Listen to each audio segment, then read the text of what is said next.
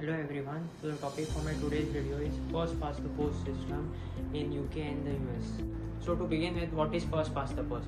First past the post is an electoral system used in the UK and the US to elect their representatives. Each country is divided into a constituency or a district through which people elect their representatives. During elections, voters from each constituency and district vote for the preferred candidates.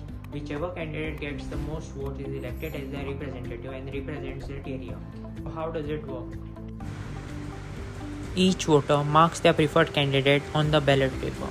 Once the polls close, the votes are counted. Candidate with the highest number of votes in each constituency or district wins. It's as simple as that. Under first past the post system, seats are not allocated according to the number of votes that the parties get. All that matters is who wins in each particular single member constituency. First past the post system in the UK. In the UK, first past the post system is used to elect members of parliament to the House of Commons. The UK is currently divided into 650 single member parliamentary constituencies.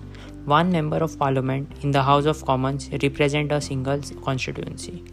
Whoever gets the most votes becomes a member of parliament, known as simple majority. If a party wins more than half of the 650 seats across the country, it can form a government.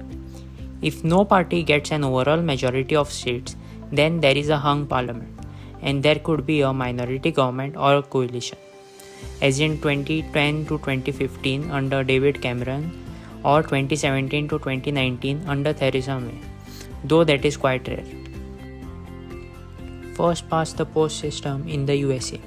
In the USA, first past the post system is used for electing members of the House of Representatives and Senators. The country is divided into 435 congressional districts, each electing one representative. In the US House of Representatives, each of the 435 seats is contested in single member districts. The candidate with the most votes in each district wins the seat.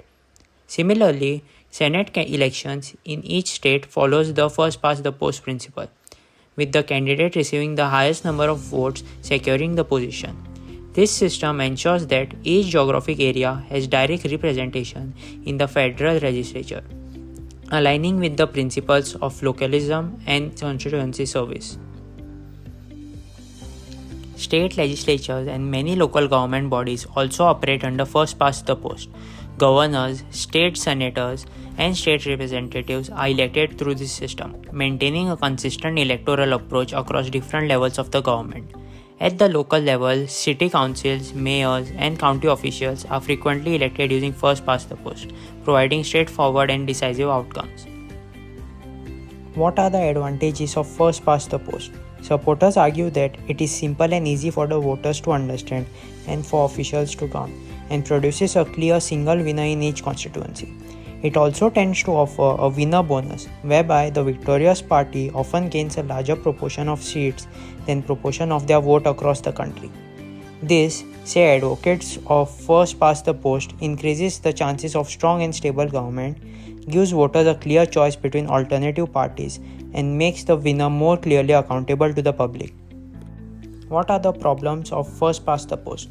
Under first past the post, seats are not allocated in proportion to votes. The number of MPs a party has in the parliament rarely matches their popularity with the public. Critics point out that this creates unfairness. Some parties are overrepresented in House of Commons and House of Representatives, and others underrepresented or not in parliament at all despite getting substantial number of votes. First past the post means a party can win a majority of seats without getting majority of votes, thereby, says critics, misrepresenting the electoral preferences. Occasionally, the party that gets the most votes can even come second in seats. This happened in February 1974 and in 1951.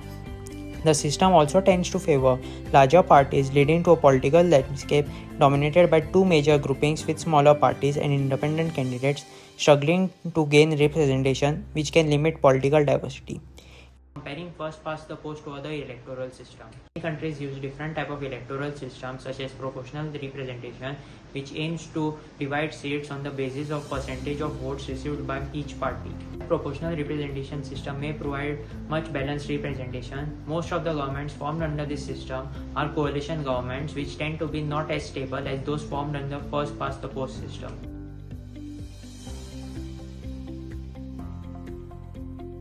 As Arav has mentioned here, a type of electoral function, I am going to cover up a different type of electoral function, that is mixed system. So what is mixed system?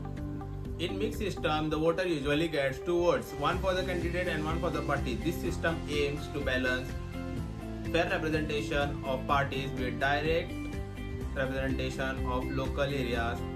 Example of these countries are Russia and France.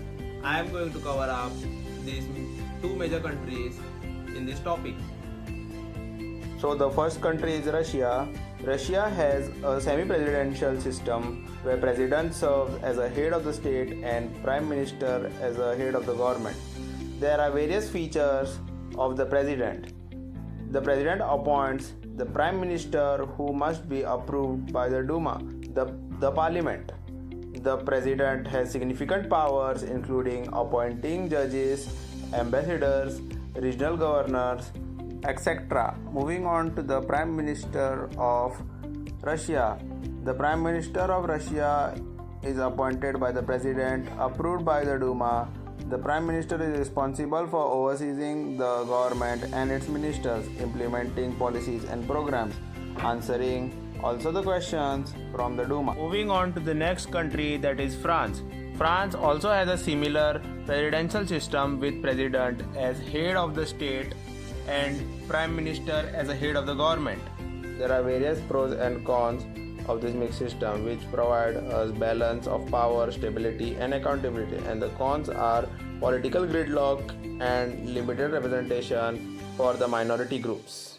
And in conclusion, mixed system in Russia and France combine elements of presidential and parliamentary system, offering a unique approach to governance.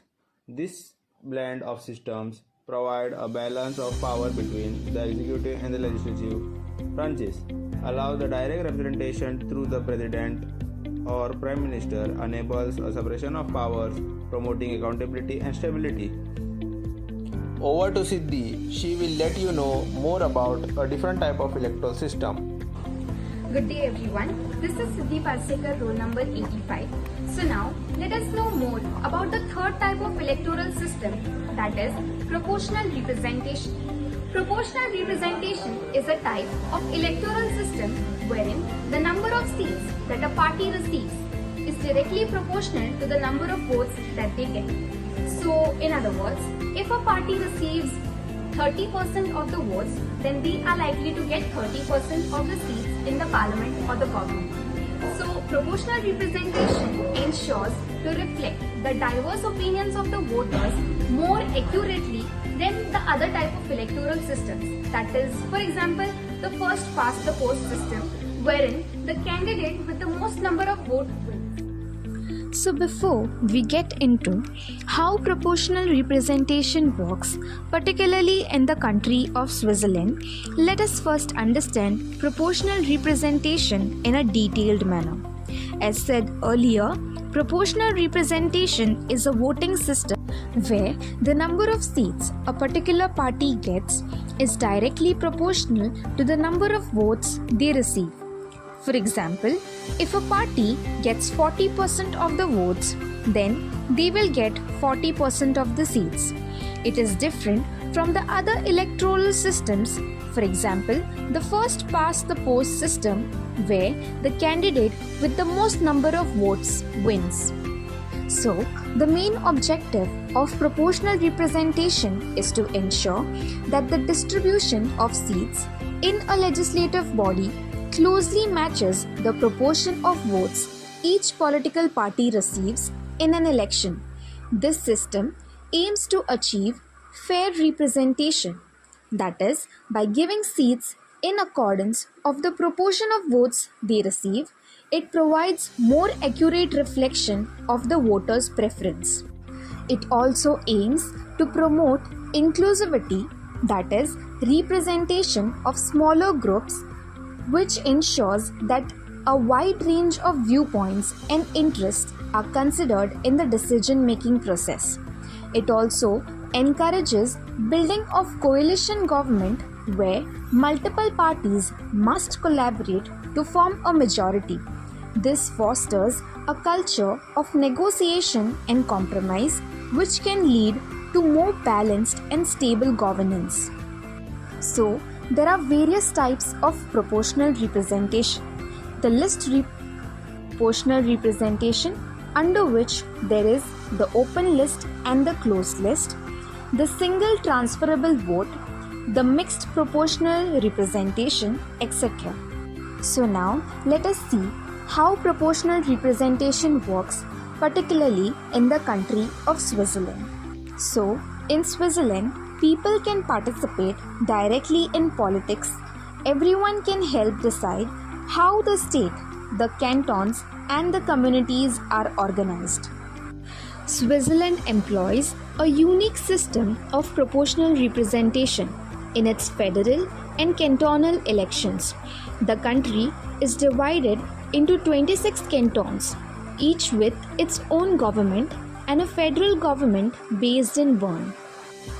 The Swiss parliament consists of two chambers: the National Council, where representatives are elected based on proportional representation, and the Council of States, where each canton is represented equally.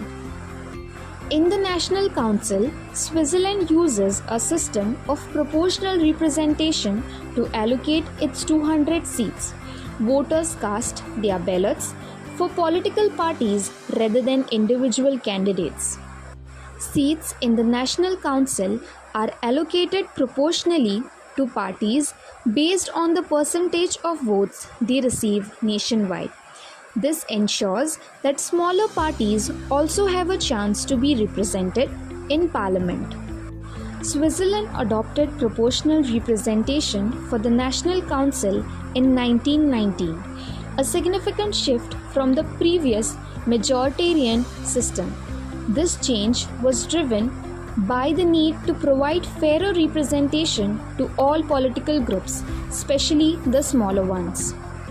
Proportional representation in Switzerland encourages a multi-party system and coalition governments. It promotes political diversity and ensures that a wide range of views are represented in the legislative process. To sum up, I feel that proportional representation is better than the other election systems, as it ensures that the voices of all political parties, big and small, are heard in the National Council. It promotes a fair and inclusive political system reflecting the nation's commitment to democratic principles. Understanding this system helps us appreciate the complexity and beauty of Swiss democracy. Thank you for watching.